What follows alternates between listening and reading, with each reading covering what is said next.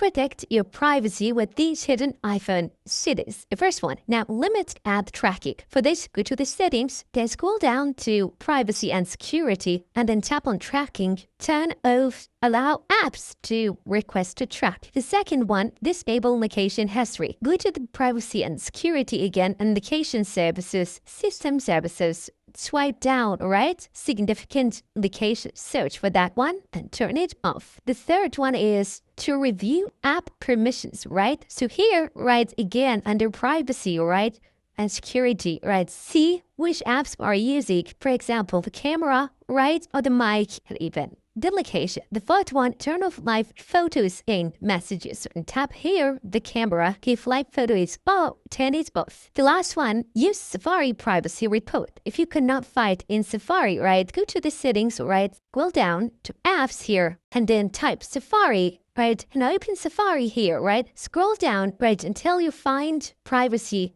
and security. And here, right, make sure that prevent cross-site tracking is on. Then scroll down and tap invest and then website data, all right. And here you will now see total trackers blocked, most contacted trackers, and which websites tried tracking you. Follow for more.